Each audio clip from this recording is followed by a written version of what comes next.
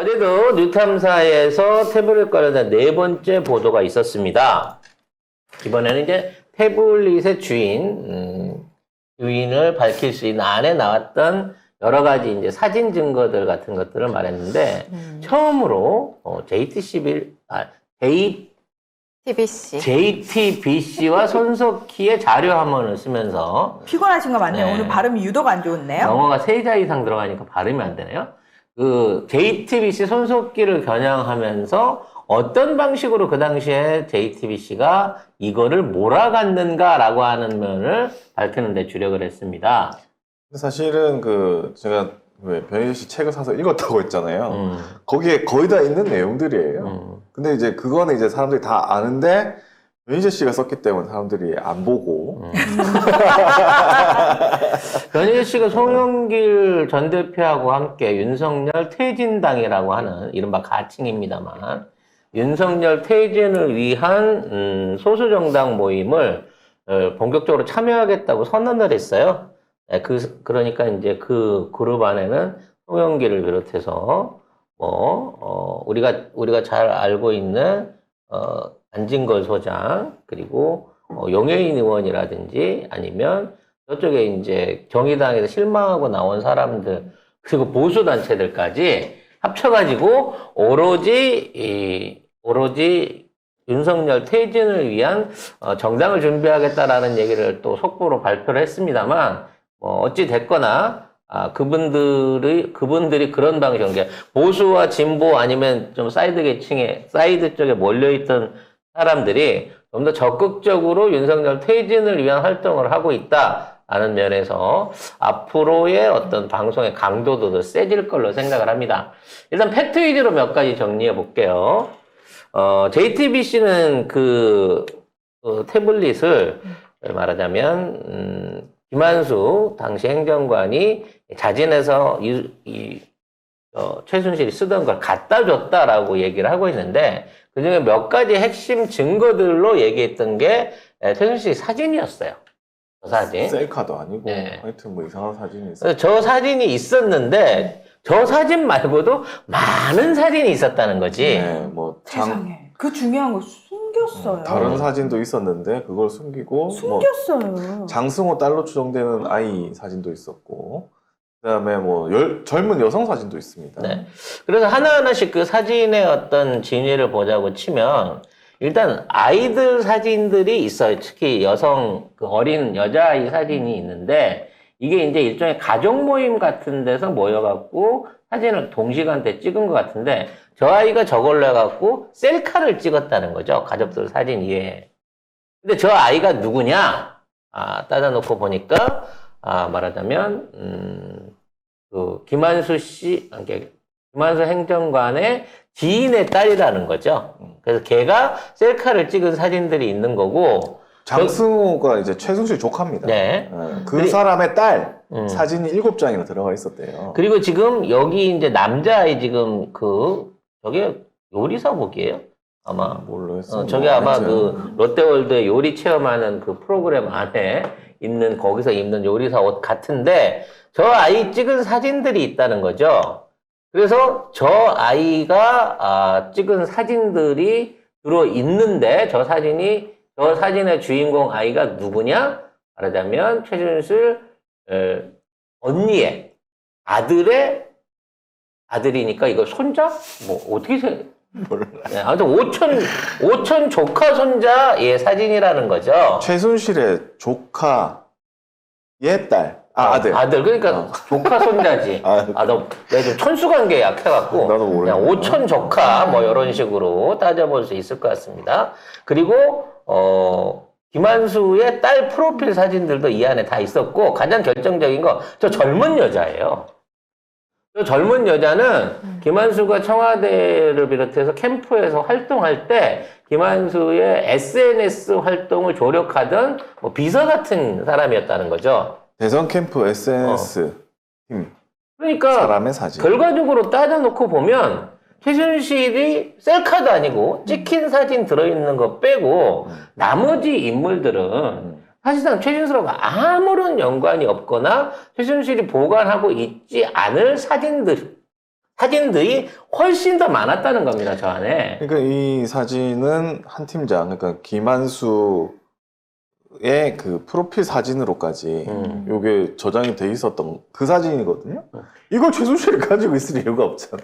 특히나 이 사진들이 전부 다 연결돼 있던 것들이 카카오톡 저장함에 있었던 거예요. 그러니까 우리가 사진을 받으면 저 같은 경우에 이제 따로 편집해서 폴더를 옮기지만 대부분은 보면 다운받은 폴더에 그냥 두고 보잖아요. 네. 그래서 이게 다 카카오톡을 통해서 받은 거다라고 하는 게 사진 뒤에 이력에 이제 디지털 이력에 다 들어있는 거죠. 그러면 이걸 최순실이 이거를 자기 거라고 갖고 있었다 그러면 이 사람들하고 카카오톡을 했어야 돼.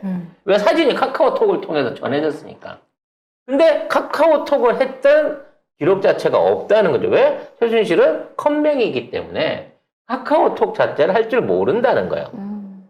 그리고 태블릿을 쓴 걸 본 적이 없대잖아요. 그러니까 거의 대부분이. 이 휴대폰도 제대로 못하네. 태블릿을 썼겠냐고. 그리고 가장 결정적인 게 저 태블릿에 있는 소유자 이름을 등록하게 돼 있잖아요. 거기에 연이라고 돼 있다는 겁니다. 연희. 네.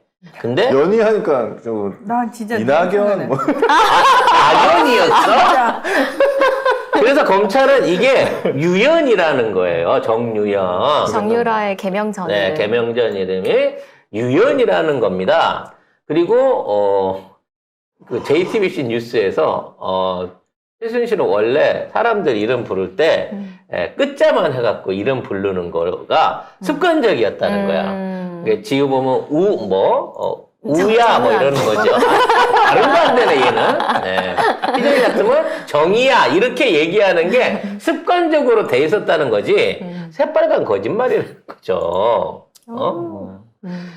일단 기본적으로 저 PC는 가족 PC인 거는 맞아요. 즉 이병헌 씨 아들의 PC일 가능성이 매우 높습니다. 왜? 이병헌 씨 아들 이름 여기 옷 입고 있는 그러니까 요리사복 입고 있었던 V 하고 있는 거. 당시에 이 꼬맹이의 이름이 이연이에요. 그래서 얘 이름으로 이거를 사줬을 가능성이 높다는 거죠. 이연.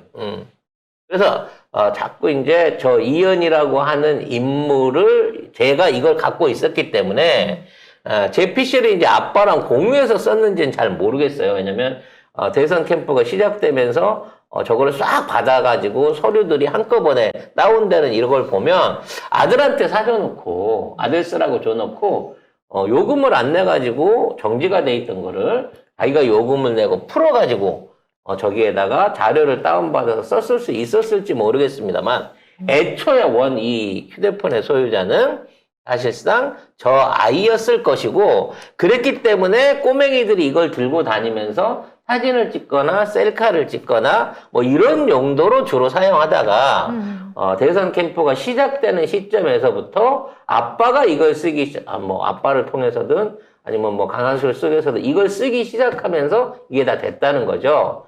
결론적으로 여러 가지 증거들을 봤을 때 확신할 수는 없어요. 지금 추론이지만 안에 있는 사진이라든지 사용되는 빈도라든지 이런 것들을 쭉 봤을 때는 이게 최순실 PC일 가능성은 거의 없다는 겁니다.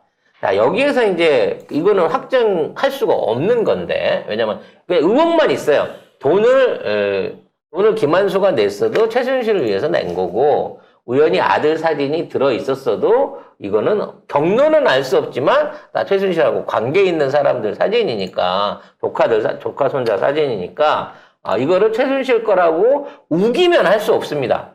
근데 가장 결정적인 문제는 이 태블릿을 개통을 했는데 이 태블릿을 통화를 할 수 있게끔 개통을 하러 왔는데 기존에 쓰던 태블릿을 갖고 와갖고 유심을 새로 심은 거예요.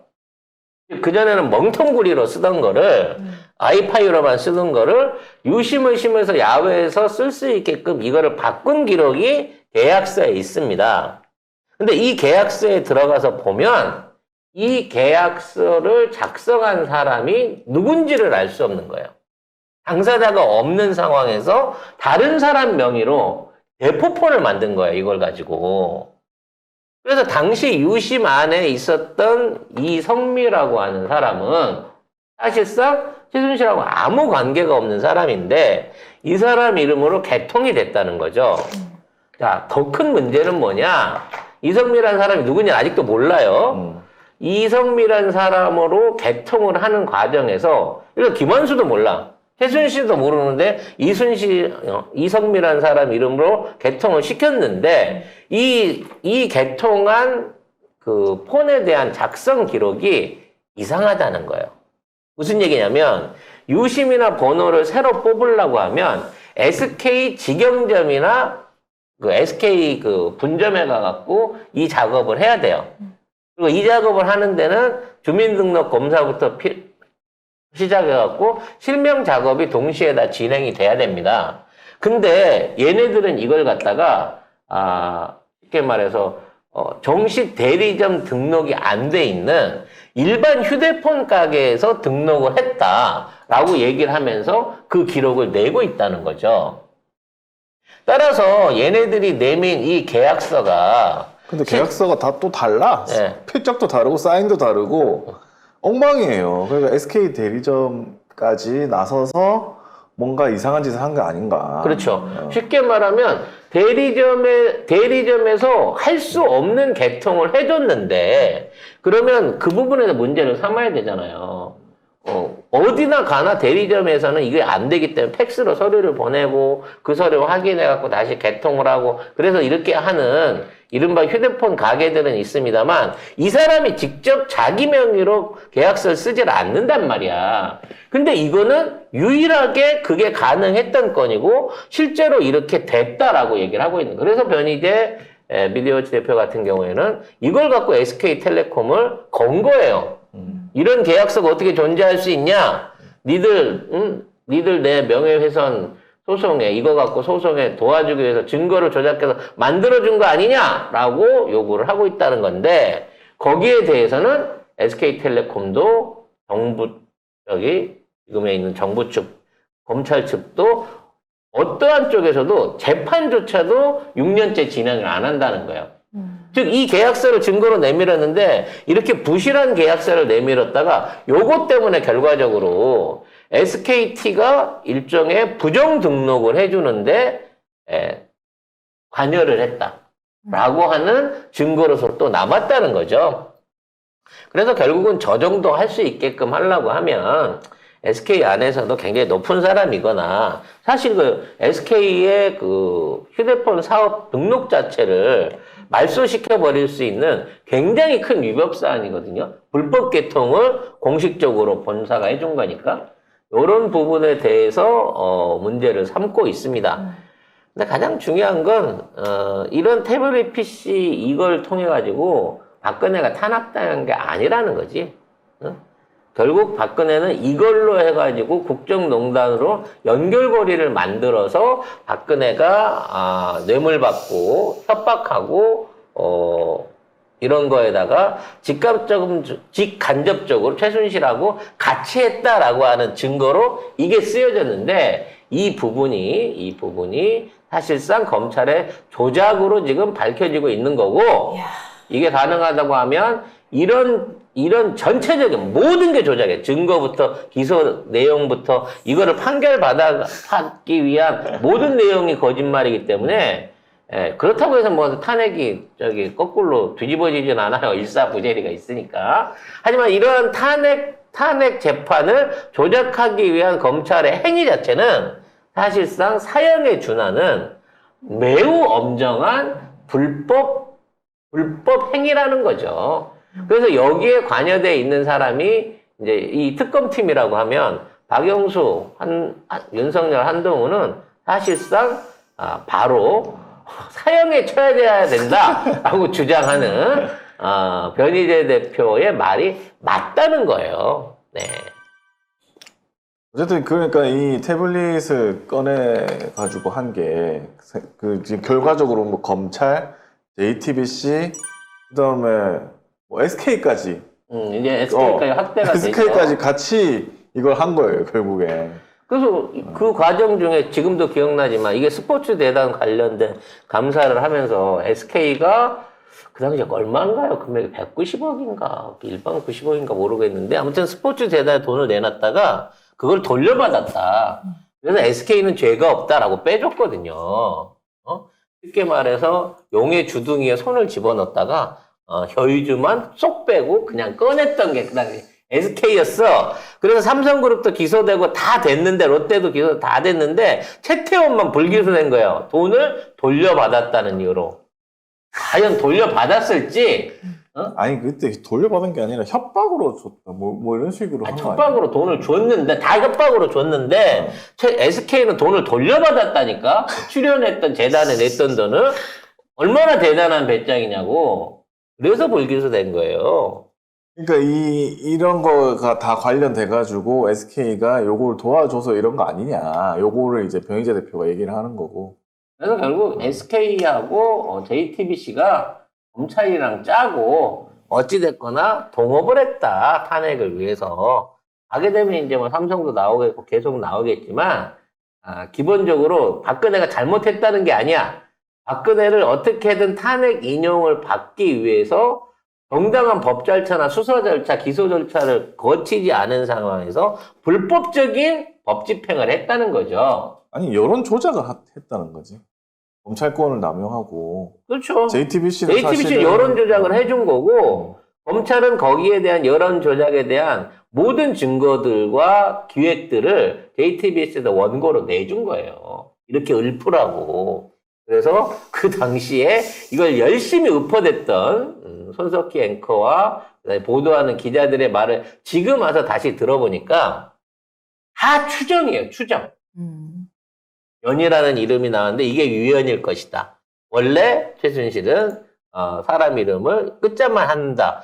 그레이트 박이라고 여기 돼 있는 이메일은 아마도 박근혜일 것이다. 근데 나중에 저것도 박근혜가 아니었고 캠프 이성미였죠. 네. 그래서 뭐 이런 거 연이. 네. 그래서 이런 것들을 확인되지 않는 추측으로 해갖고 날리면서 사람들한테 이 태블릿이 이 최순실 거구나라고 하는 이미지를 만드는데 결정적인 역할을 했고, 그래서 이게 나중에 법정에서 증거로 채택이 됐다는 거죠.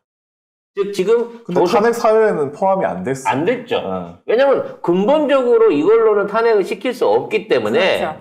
탄핵을 시키려고 하면 금전적인 이득을 취한 것, 권력을 남용한 걸 만들어야 했기 때문에 결국은 그것만 인용받아서 탄핵이 된 거지만, 그렇게 여론전을 끌고 가고 재판을 확대할 수 있었던 데는 태블릿 PC가 결정적인 연결고리였다는 겁니다. 그래서 이놈들 수작이 지금 하는 거랑 똑같아요. 청담동 관련해가지고 청담동 관련한 술자리가 없었다는 유일한 증거가 조선일보 보도거든. 그 재판장이 막 뭐라고 했다잖아. 아니 이거는 보도 내용을 갖다 읊지 말라고 증거를 내놓으라고 그랬더니 아무 말도 안 했다고 합니다. 그와 관련해서 이제 우리도 재판이 걸려 있으니까 뭔가 당당하게 이제 법적으로 우리가 저항을 하고 있는 느낌이에요.